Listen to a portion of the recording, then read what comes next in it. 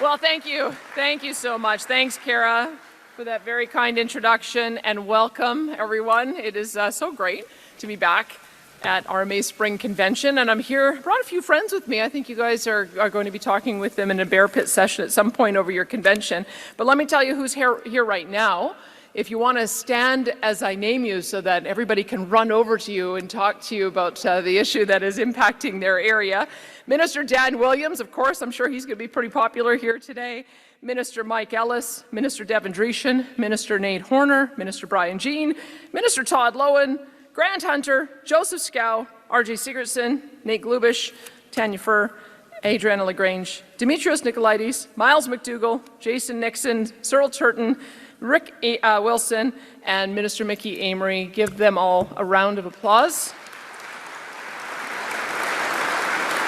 You know, at the Alberta Chambers event, whenever I get a tough question, I'm able to call a minister up to the mic to answer it. So I wonder if we can change the format in future years to be able to do that too. But I know that you've got lots of questions. I'm happy to answer them. I'm looking forward to that when we get into it. I'll just have a few prepared remarks just to tell you a little bit about what I think is going to be relevant to you in the most recent budget, and then we can get into the Q&A.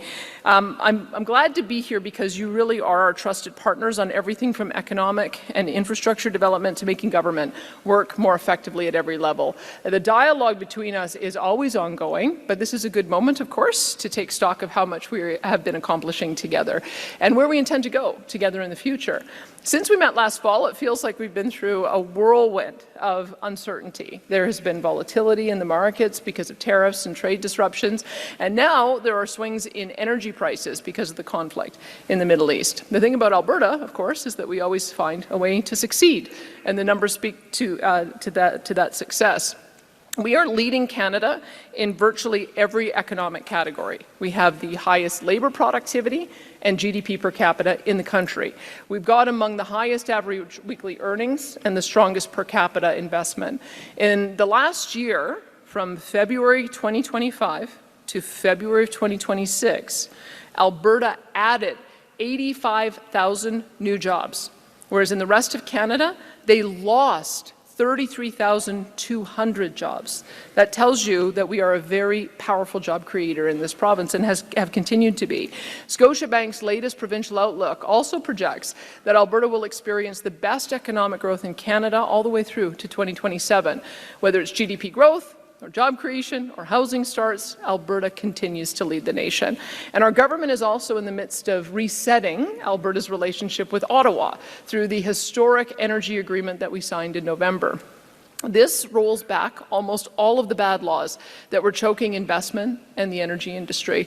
It's also a path forward for a new pipeline to the Northwest BC coast in partnership with Indigenous communities. And these are all signs that Alberta's future will be incredibly bright.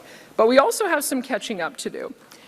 Alberta's population has grown faster than any other province, adding 600,000 people over 5 years. That's putting pressure on everything from healthcare clinics to classrooms. We need to build schools, to hire more teachers, hire more healthcare workers, so that Albertans can have access to the critically important services that they and their families need. And we are investing in these important services so that we can catch up after all that population growth. We're investing millions to recruit healthcare teams to promote clinics and to help clinics stay open. We are expected to fill more than 100 positions this way. We have launched northern and southern medical programs to get more med students training in your communities so that they will stay and work and live in your communities. And we're increasing spending on nurse practitioners. We're investing $87 million over 3 years in the nurse practitioner primary care program. They're a critical part of primary care, and right now we're funding 33 of them in rural locations. I think we'll be up to 100 in total before the end of the year. We're also using Budget 2026 to invest in the facilities that staff and patients need, with $315 million over the next 3 years for rural and remote health care. That includes $60 million for the Rural Hospital Enhancement Program, as well as funding for the Beaver Lodge Health Centre replacement up north and the Cardston Health Centre redevelopment down south. Budget 2026 also includes the largest ever investment in Alberta's education system, with $10.8 billion in dedicated operational funding. And this means that more students, there's going to be more money to be able to support more students, more supports for kids, and also for the complex needs that we hear of that teachers and staff need support with. And it also means more schools. We just announced 16 new school projects in smaller cities and rural communities. These will create or renovate almost 10,000 student spaces in places such as Caslan, Legal, Fort Saskatchewan, Sylvan Lake, Lac La Biche, and Paddle Prairie. All of this is on top of the 63 school projects already underway outside of Edmonton and Calgary. And we're paying just as much attention to your roads and water supplies. Budget 2026 invests $5 billion over 3 years in projects for rural Alberta. We're putting $104 million into the Strategic Transportation Infrastructure Program so that you can maintain roads and bridges and airports. $2.5 billion will go to highway projects, including twinning highways and building new bridges. And we're providing $394 million in grants for water and wastewater upgrades in small and rural communities. Agriculture is another huge part of Alberta's economy, and we're supporting its continued growth. We're supporting producers with the Agri-Food Processing Investment Tax Credit, and since 2022, we've attracted $4.4 billion in new investments into value-added processing. In 24-25 alone, we helped bring in $726 million worth of fresh investment into the industry, which is well above our annual target. With the best farmers, ranchers, and producers in the world, it's no surprise that the world wants more of Alberta's high-quality agricultural products. To ensure that production stays high, we're also safeguarding the best land with clear rules for development. Anyone can add renewable energy development so long as they demonstrate that producers can grow crops or raise livestock at the same time. Alberta also has a well-earned reputation for high-volume, high-quality production, and we're protecting it for the sake of rural families and for the economy. Our province's success also involves close cooperation between all of us, and that means listening to you and understanding the challenges that rural municipalities face. One of them is the mature energy assets. Many wells across Alberta are nearing the end of their lifespans, and in all cases, we believe in the polluter pay principle, that no tax dollars should go to cleaning them up. Last year, we released a report outlining what we heard on this issue and recommendations for addressing it, and now we're exploring options on the next steps. Speaking of oil and gas, I know that you're concerned about some companies not paying their property taxes. We also know that oil and gas companies do pay more than $1.7 billion per year in property taxes, while supporting tens of thousands of jobs and billions of dollars in economic support and royalties. And while the vast majority of oil and gas taxes are paid, the fact that some still aren't is totally unacceptable. That's why we have partnered with the RMA on the new Property Tax Accountability Strategy report, which President Westerlund, Minister Dan Williams, and Minister Brian Jean announced yesterday. And it calls for giving the Alberta Energy Regulator more power to punish operators who fail to pay up, including revoking their license to do business. It also calls for us to have better data to spot these risks early and to manage enforcement. And we're also reducing the impact of unpaid taxes on your budget by getting insolvent companies' assets off the assessment roll sooner. We know that most of the past arrears, sadly, are unrecoverable as the companies no longer exist. However, this is about giving our energy regulator the mandate and the tools to make sure that these situations don't happen again in the future or are more quickly dealt with when they do. And I'm grateful to the folks at RMA who worked with us and did a tremendous amount of work on your end to make sure that this happens. This is one of the ways that we are helping municipalities on the fiscal level, but it's not the only one. We continue to do that with the local government fiscal framework. This is the predictable approach that you asked for to enable long-term planning. And based on the formula and last year's revenues, you can expect a roughly 12% rise in funding in 27-28. As we maintain a sound fiscal position, we're also increasing the public's trust in their elected representatives. We had made some amendments to the Municipal Government Act to improve transparency and clarify responsibilities. Now we're going forward with new legislation. Public confidence, of course, depends on clear expectations and standards of behavior for leaders, and our upcoming legislation will deliver them. So we are developing, at your request, a councillor accountability framework to ensure fair and consistent ways of addressing serious misconduct. And we'll also clarify rules to give councillors fast and consistent access to municipal information without creating unnecessary red tape. We want you to have everything you need right at your fingertips so that you can keep on making informed decisions and governing effectively. You've been doing a fantastic job, and I'm reminded of that when we're shaping policies, and I see input from the RMA members on everything from taxes to energy to public services. You are all incredible resources for us. You always have Albertans' best interests at heart, and I'm glad that we can count on you. Together, we are putting this province on the road to long-term prosperity for generations to come, while ensuring we forever remain strong and free. Thank you, and I'm looking forward to hearing your questions.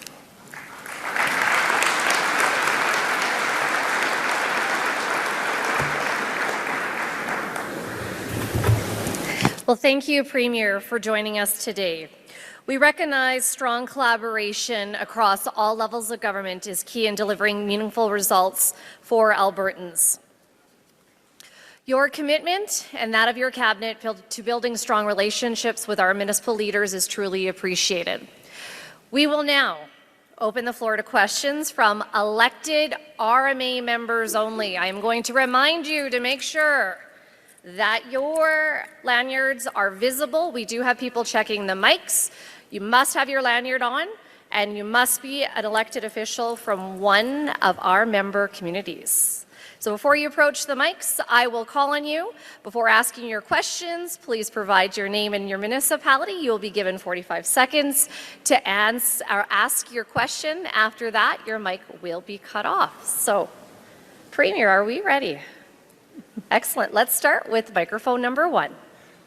Good morning, everyone. Jason Stelmachuk, County of Vermilion River. Thank you so much for being here, Premier Smith. I just want to share you a quick story. I only got 30 seconds here, but I'm going to do the best I can. Just an experience my parents shared with our health system. They made the choice moving from the farm to the town of Vermilion to get better health care, ambulance service, and proximity to a hospital. My mom suffered signs of a stroke, called 911. The ambulance was coming from Two Hills, which is over 100 kilometers away, as there is an ambulance service in Vermilion, but it's not, wasn't available. There's a lot to this story. I can't explain it, but Can you we need keep this help. mic from being cut off? Did she get to a hospital in time? Is she okay? So what happened, thankfully my brother, Len Stelmachuk, who's also a seasoned paramedic, was in the area, turned around, came back, carried her to the vehicle, went to the Vermilion Hospital. They weren't accepting any emergency patients. They didn't have the capacity to help someone with stroke issues. He had two options. One was to drive to either Wainwright Hospital or Lloyd. So he drove her to Lloydminster. About 45 minutes passed by. My dad called 911 services for the ambulance to call off the Two Hills ambulance, and it was found that the ambulance hadn't even left at that time, so it probably would have been a couple hours, which would have been no good for my mother. Anyway, so the good story is there was adequate health at the Lloydminster Hospital, and they were able to help her. But just to also share with you, at that same time frame, there was 2 other accidents in Vermilion. One fellow fell on ice, broke his hip. He had to sit in the ice for about an hour and a half because the ambulance was coming from, I believe, St. Paul or Bonnyville. Another one was coming from Lloyd, and also the hospital. Again, the hospital pushed them away because they didn't have adequate help. It's basically like a first aid center for them. So we're looking for some help. I want to share this with you. Totally get it. And as well, there's, as elected officials, our decisions are made based on the best information in front of us. I feel that your team may not be receiving all the proper information that you should be. So thank you. Thank you for that.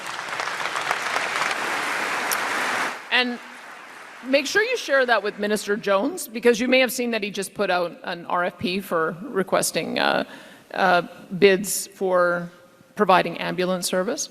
One of the things I would say about how AHS was running the system was it seemed like their attitude was, well, just go to Calgary or Edmonton to get your treatment. And they were hollowing out all of the services in rural Alberta, and even hollowing it out at our major regional hospitals as well. And they implemented the centralized emergency ambulance services model wrong. Like, the way it was supposed to be implemented was that there would be surplus ambulances in Calgary and Edmonton so that they could go out and lend a hand in rural areas when rural got short. Instead, what always happens is Calgary and Edmonton are short, and then they pull in from rural areas, and as soon as they pull in from the ones that are within an hour of those cities, then the ones that are within an hour pull in from further out in rural areas, and that's what you're experiencing. So these kinds of stories are exactly the reason we had to dismantle Alberta Health Services. AHS is now going to be focused on hospital delivery, and we have a separate division that is going to be figuring out a better way to manage our EMS resources, which may well include more private sector providers, more municipal supported providers, more of the tri-services that we used to have in the past. One of the first decisions we made was to return dispatch to Fort McMurray, because there really aren't any other options when you live up in that part of the province. You're not going to go to Grand Prairie Hospital if you're in Fort McMurray, because there isn't a direct road to get there.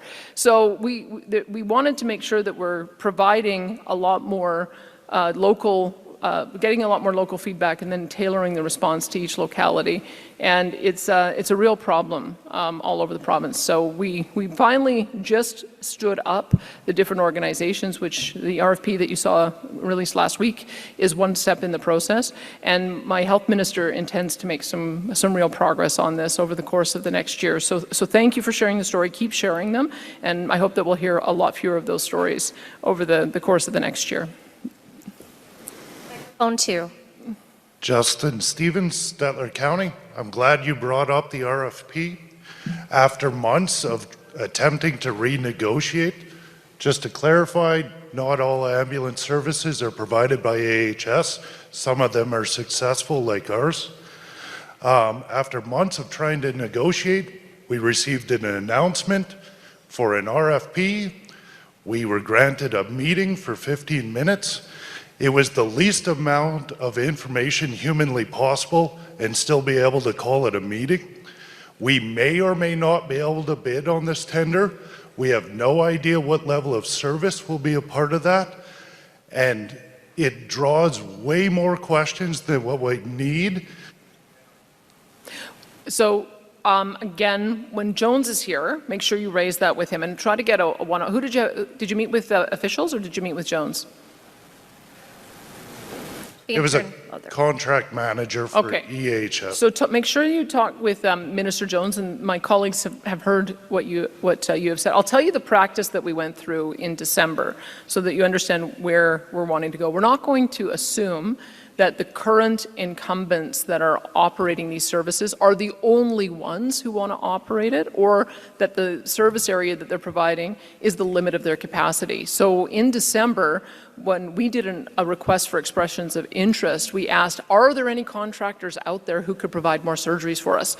And we ended up with 50 submissions. So look at it through that lens, is that we are trying to find the universe of operators out there that want to do more so that we can end up doing more contracting with them. This is not a process to try to move more into a monopoly body, because AHS is not going to be running the ambulance service anymore. And so this is, I always understand that when you have a new process, it can be difficult to navigate through. But the intention is for us to find more services like what you've got in Stettler, so that we're able to go back to having some kind of support like that. My view has been, and I've watched this change, the centralization happen over a longer period of time, is that municipalities express frustration back, I don't know, I think Iris Evans might have been the health minister at the time, at the amount of cost that your municipal services were shouldering to pay for this healthcare service. And rather than just create some kind of funding arrangement where we would pay on a per trip basis, AHS ended up centralizing everything. And in some cases, maybe it made sense. I think there's a lot of paramedics who are happy being able to have the flexibility within working in that system, but it doesn't work for every community. So we need a better hybrid. So now that we do have this kind of backbone of AHS now managing the bulk, or the one service provider managing the bulk of the trips, we have to make sure that if there are gaps, that we're able to fill them with the service providers who are able to do that in those communities. So that's the intention. So make sure you talk to Jones so that you can tell him your frustration. We'll make sure I'll sort of flag that Stettler is one. If there's not that many private service providers, I think there might be 12 in total. It shouldn't be that difficult for them to let you know what the process is. But the intention is to be more permissive and expansive and not less. The other thing that we found with AHS is one of the things that they would do is that I know that one service provider was negotiating with them. They wanted to pay the same contract rates that they were in 2012. And then when they said, well, we can't possibly operate a service for that, they said, well, don't worry, we'll take it over from you then. And so that kind of predatory negotiating style is exactly the reason that we had to take it away. You cannot be the monopoly provider and then also be negotiating contracts with entities that you want to take over. That makes no sense. So this is a reset. And I hope that you'll go into it with that approach. And if there are other municipalities that want to look at doing the same, this is the opportunity to put your RFP in. Because many, especially with the Firefighters and Paramedics Association, you've got a lot in rural Alberta that are cross-trained. So they're trained in fire and trained in paramedics. And so that isn't as common in the bigger cities. And so those are the kind of services that we think would make perfect sense for us to have something more locally run. So I hope that gives you some comfort that that's the direction we're trying to move. But by all means, do try to talk to Jones when he's here this week. Thank you. Thank you. And we will go to microphone 3. Thank you very much. Don Scott, Hey, Fort Don. McMurray, Wood Buffalo. And I want to begin by just saying, Premier, thank you for defending Alberta and all you do. We are deeply grateful. I know Albertans appreciate it across the board. Premier, how can we trust the federal Liberals to back up what they say? And right now, the approval process for pipelines is way too long, the federal approval process. And then when do you think we'll actually see progress on the pipeline? I know that you've reached a historic agreement. When do you think we'll actually see that progress initiated? Well, I can tell you that our officials are meeting literally all day today. They began meetings at 9 and are going into the wee hours today, hoping that we can get the final agreements around some of the outstanding issues. From our end, we have scoped out 5 different potential ports for a new Northwest BC Coast pipeline, and they're all deep water ports. One of the problems with the original Northern Gateway proposal was that it would have ended at Kitimat, which has 140 kilometers of channel that has to be navigated through, which is why it had such local pushback. But there are 5 locations directly on the ocean that do not require that extensive navigation, and also make it easier if you do need to develop a marine response. So those are some of the ways in which we have tried to accommodate some of the issues that we've heard. Also with our Alberta Indigenous Opportunities Corporation, we've started from the outset saying we want a substantial Indigenous ownership stake in this pipeline so they have a long-term revenue stream, and so that work is underway. The way to look at the approach that the federal government has taken, if I'm going to be charitable, and I'll be charitable until I have reason to see them going in a different direction, is that there are so many different agencies, boards, commissions, and processes that could bottleneck approval of a major project. Their major project office acts as a bit of an overlay. So when you get something into the major projects office and you say, this is approved in principle, that sets the clock on a 2-year time frame where all of those agencies have to work together to get everything in place to get that to the final investment decision and approval. And we're going through something quite similar at the provincial level because we've got the same issue with multiple different agencies, boards, and commissions that are involved in approval processes. The federal government last week just agreed with us to return the authority over approving major projects within the borders of Alberta back to Alberta. Before, they could have chosen anything they wanted as a major project and interfered in our process. But we're going to do very much the same thing, where we will have an overlay so that if a major project comes in, then we'll say, okay, we're going to start the clock, and all of the work has to be done within a particular time frame. So this is legislation that will be coming forward this session. And so our plan is to put our federal approval in by June at the latest, and then we're hoping to get an early indication that it will go ahead by the fall. So, and I think with what we're seeing internationally, especially with the disruption in the Strait of Hormuz and how that is impacting the recipients in Asian countries, we are perfectly situated to be able to provide a new source of heavy oil to those refineries in that region. So I think that the rest of the country now realizes how important this asset is. The world certainly does. And I'll be going to CERAWeek, which is the major conference in the United States on next week, to make sure that everyone knows we're prepared to build pipelines north, south, east, and west. And I think we finally have an understanding from the federal government that we need to do that. So just hold out for a few months longer, but the process appears to be working. We seem to have had a bit of a 180 degree change in direction, and I think that's going to be positive for all of us, not just Alberta, but Canada as well. Thank you. Microphone 1. Good morning, Premier Smith. I wanted to thank you for the engagement panel. Just going to stop you. Just your name, please, I'm sorry. and the municipality. Patricia McNeil with Woodlands County. I wanted to thank you for the work on the nuclear engagement panel and look forward to their report at the end of the month. And specifically what my question was, after attending the SMR Summit in Calgary earlier this month, investors noted that they're looking for a clear signal from the Alberta government and what it's willing to do to help de-risk these initial projects. And given that we have an unregulated energy market, it can make these first builds a lot more challenging and a struggle for possibly deter innovation. What is the province going to be able to do to potentially help this move the situation forward? Well, there's a couple of things. We wanted to make sure that Albertans weren't taken by surprise by a move into nuclear, because when it was last discussed, boy, in the early 2010s, I think, there was a lot of pushback against some of those early proponents.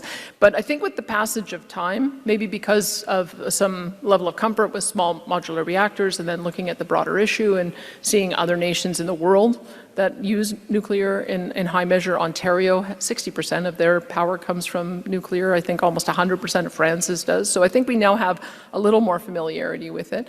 But you're right about the risk. That the issue with nuclear is there's a huge upfront cost, but the cost of the fuel is actually relatively small over the lifetime of the project.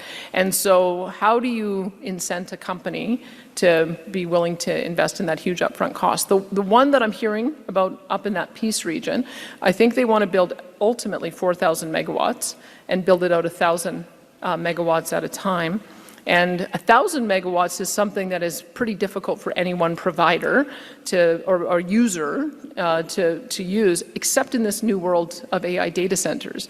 Those are the kinds of mega projects that we're hearing about there being interest in. So that's a potential, that you'd have an AI data center as an anchor on that. The other potential option, and it might require RMA and AB Munis working together, is this could be the kind of power purchase agreement that something like NMAX or EPCOR could do. Because NMAX and EPCOR, as much as we've been trying to encourage people to go off the rate of last resort, people like that rate of last resort. And so it's a very, very steady consumer base. And maybe part of the reason for that is people come in to a new place. They don't want to lock into a contract till they find their forever home. Maybe they're planning on downsizing, so they're not locked in. Maybe they're renters, whatever it would be. There's always going to be a certain segment of our populations in Calgary and Edmonton and their service areas that want the flexibility of being on that rate. And we're setting it on a 5-year term or a 2-year term now. So there is some stability. So you could end up with NMAX and EPCOR doing a power purchase agreement to lock that in. And that's the kind of thing that I think de-risks and gives security, is that you need to know that once you've built it, someone's going to buy your power at a certain price. So I'm putting that out there because that's kind of the mechanism that I think it would be used. Could we do it? Potentially. And so I can put it out to all of you that if we're looking at how we might be able to be an aggregator in a different role. So we have a bunch of small gas producers that have a hard time securing space on a pipeline. But if we as the province said, hey, we're able to secure space on that pipeline and then subcontract it to those smaller gas producers, that's a model that we're talking about with the pipeline companies in order to de-risk their ability to build a new pipeline. So there might be a similar application there. If we wanted to be an aggregator for a bunch of different power needs in different communities, then we could be that long-term provider. So I'm putting that out there to you. You might want to see if Nathan Neudorf gives you the same answer to that question, but we're reluctant to just give money over. We're reluctant because that then doesn't control the risk for taxpayers. It's not something that we have done in our province because we want to maintain the ability of the private sector to operate in this space. But being the guarantor of buying the power ultimately, that might be the way to de-risk it. And also to give them certainty that we're going to do whatever we can to clear the regulatory hurdles. I think that will help as well. Thank you. Thank you. Microphone 2. Thank you very much, Premier, for coming. Lauren Harvey, Councillor in Strathcona County. In Strathcona County, we got a very nice health emergency unit, but it was originally supposed to be a hospital. It was designed, it has the old engineering to add beds and that. The province has put aside money for planning and design in the past. And we got a lot of questions from our residents regarding this about when is it going to be a full-fledged hospital. Yeah. It's easier to add beds when it's already designed and engineered for that than adding beds in other hospitals within the city of Edmonton that aren't engineered and designed yet for that already. So my question to you is this ever going to be completed into a full-fledged hospital? Because the residents of Strathcona County want to know that. Thank you for that. I can tell you a couple things that we're trying some new models, and this may be relevant to the build out there. One of the models that we're trying is to build out urgent care centers as a way of creating a faster ability to get a hub in place. And those can be for all of the urgent needs that you have without requiring an admittance and overnight stay. And once you've got that, if you're building on a large enough footprint, then you can start expanding to add additional types of services. So I'll point out the new center that was just opened up by Covenant Health as a bit of a adjunct to the Grey Nuns. It's not on the same site, but what they're intending to do there, because Grey Nuns is one of those buildings that is way over capacity, they've created a holistic primary care network in there, but they're also able to do procedures and surgeries, and then the next add-on is going to be acute care, and ultimately, if that hub works, then they would be able to add additional additional capacity with hospitals. We're doing the same thing in Airdrie, so the North Calgary Airdrie concept would be along those same lines, that you start with an urgent care center and some of the other wraparound services, and then you can build out to the higher capacity. And the reason for that is to get the care faster, because a full hospital, when we were looking at the potential for the Edmonton South build from scratch, was 10 years. And it was only going to be 400 beds, and it was going to cost $5 billion.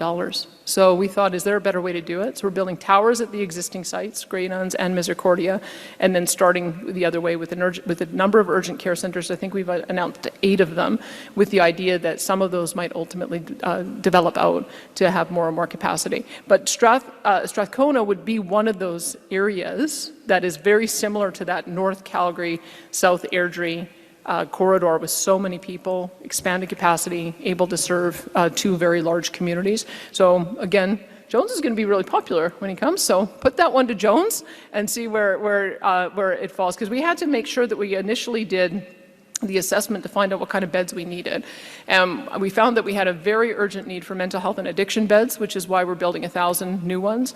And we also had a very urgent need for continuing care and long-term care, because many of our acute care beds are populated by people who should be in long-term care. So we have about 3,000 that we need to bring on stream this year, and then 1,500 a year every year after for the next 10 years. And that will give us a better idea of where we're short on acute care and where we need to build brand new. But we all are also building the new Stollery Hospital, which will allow for us to free up some of the space that those child beds are currently occupying in our acute care hospitals in Edmonton. And so those are a few of the things that we're doing in the Edmonton area. Excellent. Thank you. Microphone 3. Hi, good morning. Ben Fadea, MD of Bonnyville. Just want to give you an update. We met on February the 5th with the City of Cold Lake, CAE, and also the forewing of the potential of $8 billion project that's going to be happening up in the Cold Lake weapons range and everything else. We told you some of our challenges getting there, getting goods there for Highway 28. There's a lot of data centers that's going to be happening possibly, and nuclear. Yep. On top of that. Early indicators, we've had 163 wells done out of the 517 that the province did in total. So a lot of uptake in that, and that's I don't know if you're aware, but the budget came out a little while ago, and Highway 28 was not on the list at all. So. So talk with Drishan about that, because my understanding is that we've gone through a three-stage process, planning and design engineering, and then ultimately for construction. And I know that Highway 28 is one that your local MLA, Scott Sear, has been raising again and again and again, and it comes up every time I go there. And so my understanding was that there was a pathway for that. So when Dreeshen is here, I'm sure, I think he's managing 561 projects, so he's got a lot that he's managing. So just do a double check on that particular one and find out where it's at in the process. I'm afraid I don't know off the top of my head, but the intention was to build that out for exactly the reasons that you're saying. And I think you made a very good case as well about why the rail line also needs to be able to service that community also. There's so much opportunity. The federal government has identified, I think, $180 billion worth of air defense spending over the next 20 years. And with Cold Lake and Suffield, we should be able to get a very large proportion of that. So clearly we have to do the infrastructure to support it. So just take that away when Dreeshen's on the stage. Make sure you get back up. Thank you. Microphone 1. Hi, Angela Look, Mountain View County. Thank you, Premier Smith. We appreciate you taking these questions and you being here in general. Your government has been vocal about making Alberta a global leader in new business, AI, lithium, nuclear. However, many of my local farmers are feeling that while the safety net for them is fraying while grants for big tech and industry is overflowing. What specific steps or plans might you be making to ensure that industrial growth doesn't mean the extinction of the small Alberta farm? Well, I'd say a couple of things. I mean, one is that we know what keeps rural communities vibrant is having good local infrastructure, which is why we're investing in the roads and the wastewater treatment, the schools, the health facilities, because if you want to be able to continue to attract people to live in rural, they have to be able to get a lot of those services close to home. It's why we're training more people close to home in our colleges and looking for more opportunities to that. And I'm going to scoop Advanced Education Minister Miles McDougall, who is announcing that Fairview campus is going to continue serving learners as well in the fall. So I know that was something that was a big issue when we last spoke. We found a way to allow Grand Prairie to get what it needs, but also thank you to Northern Lakes College Fairview campus and Northwest Polytechnic for working with us on that. You'll see a few more details a little bit later. But that's another sort of aspect that we have in making sure that the community is supported. We also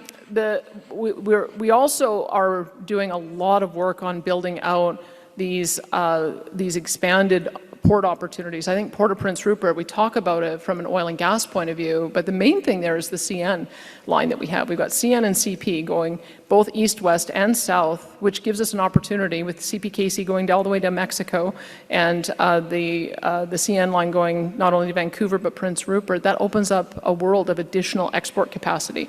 And it's why you'll see our ministers continuing to do export-related trips. I've gone to South Korea and Japan.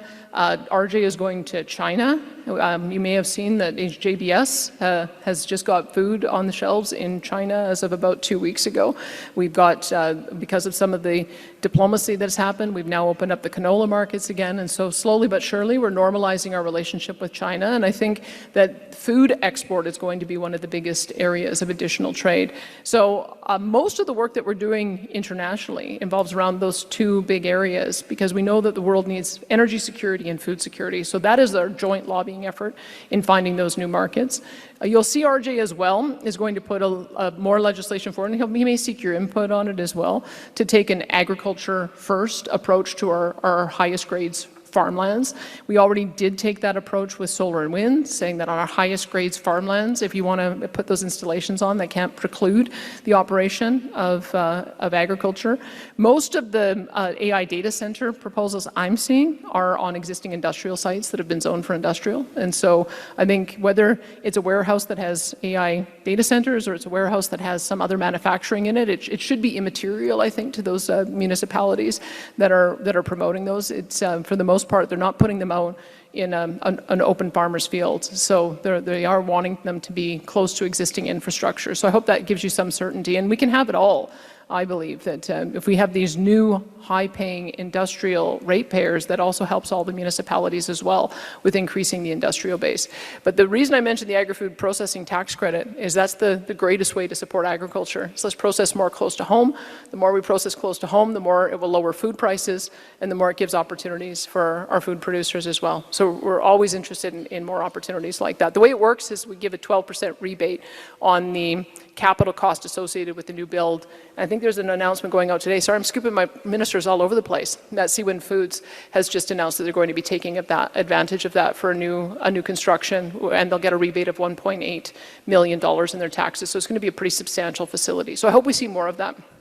Thanks for that. Excellent. We are going to stay with microphone 1 as I am keeping good track of who was at the microphone first. So we will stay with microphone 1. Thanks, President. Madam Premier, thank you for being here.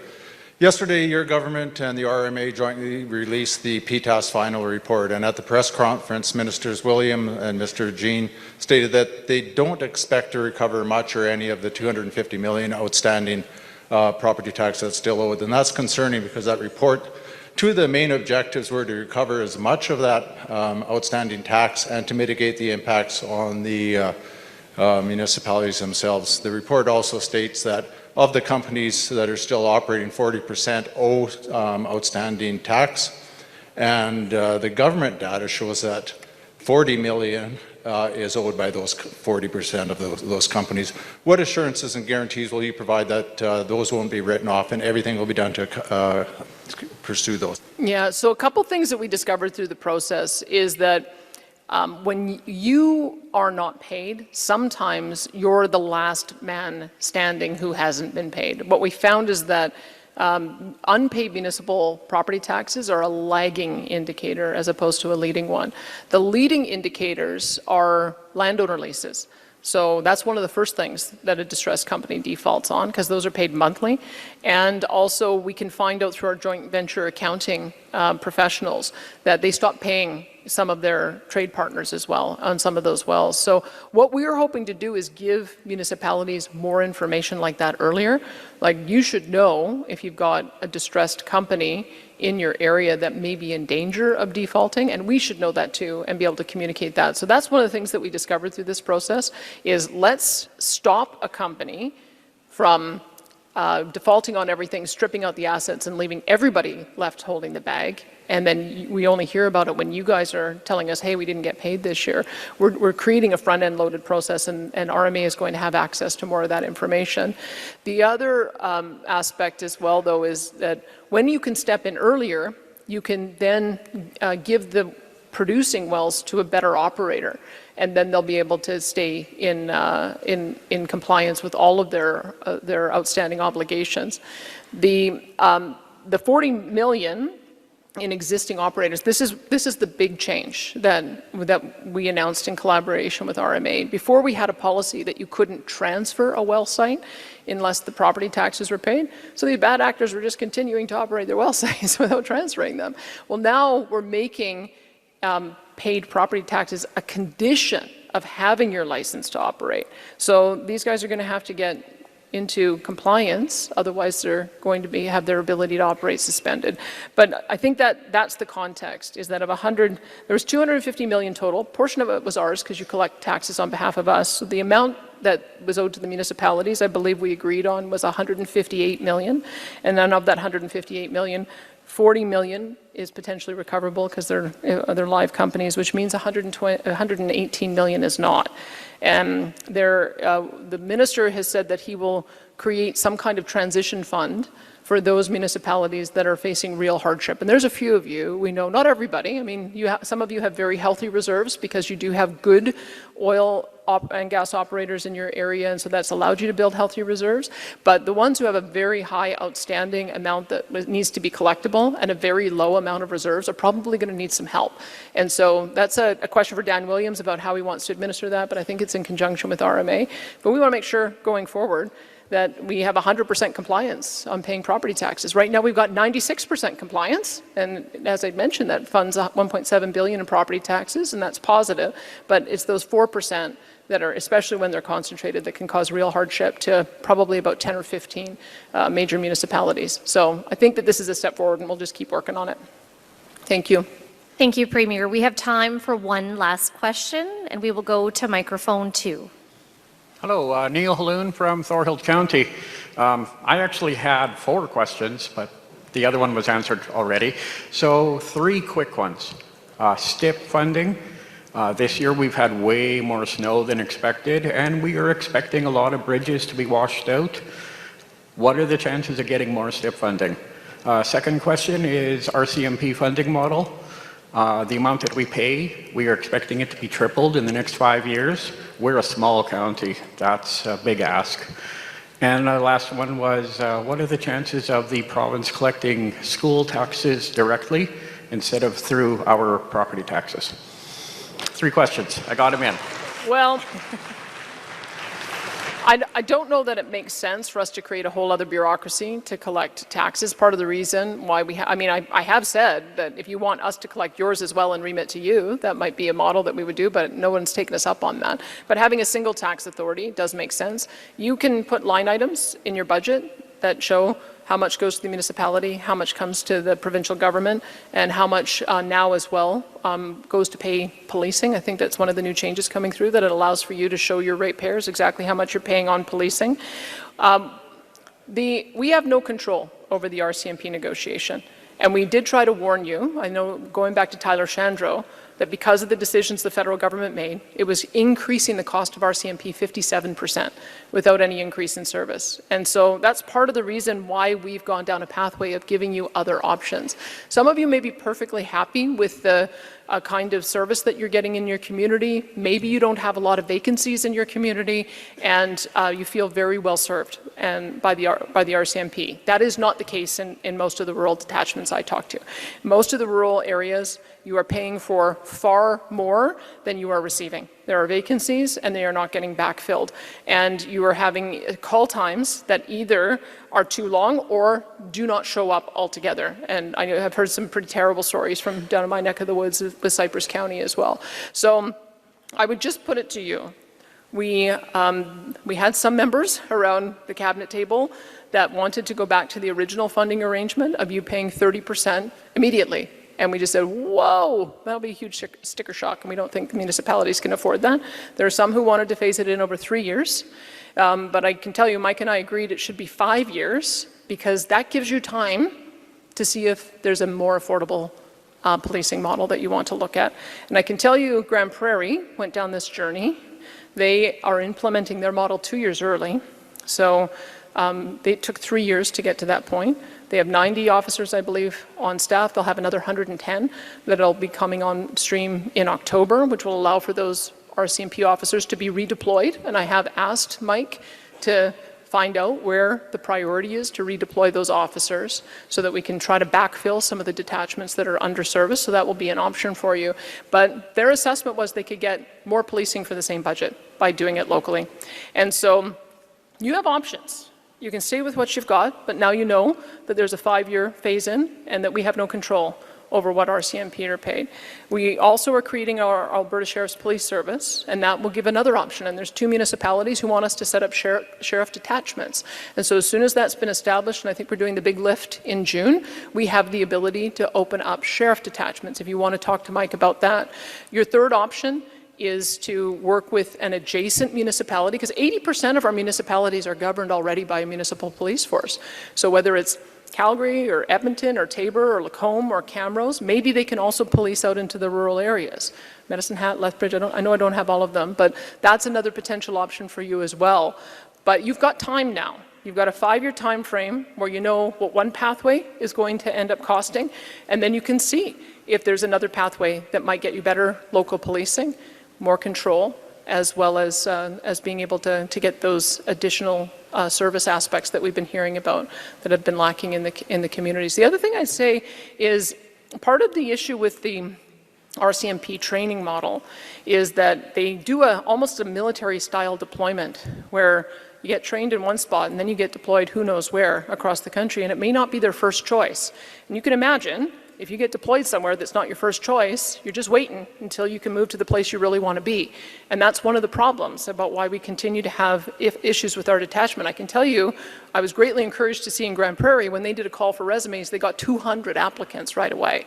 And then you know, when you're putting out the call for resumes, the people who are applying want to be there and want to make the commitment to your community.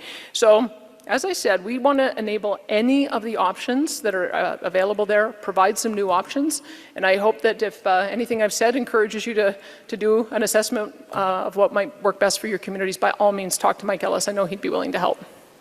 Awesome. Thanks for your question. Oh, and STIP. That's, here's what I would say, is we always have a lot more opportunity when we have surpluses than when we have deficits. The budget that we revealed shows that if the long-term average price of WTI oil is $60, which everyone was saying was the case up until 2 weeks ago, we have a $7 billion structural deficit with $2 billion for contingency. When we have those kinds of numbers, it is not possible for us to be able to invest more.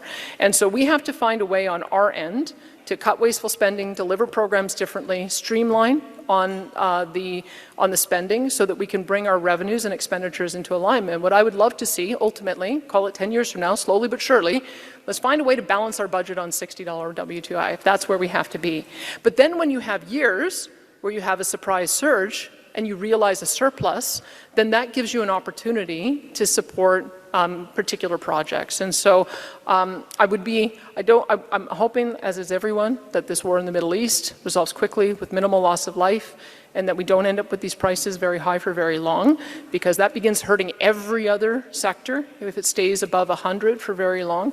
But if there are surpluses, that will be the time to have the conversation, because we have a funding framework that allows for us to have a portion that goes to net debt, so either savings or debt reduction, and then a portion that can go to new spending. And my preference, always, with unforeseen windfalls, is to put them towards infrastructure projects. That's one-time capital spending. So let's just see how this goes we haven't even entered into the new budget year yet.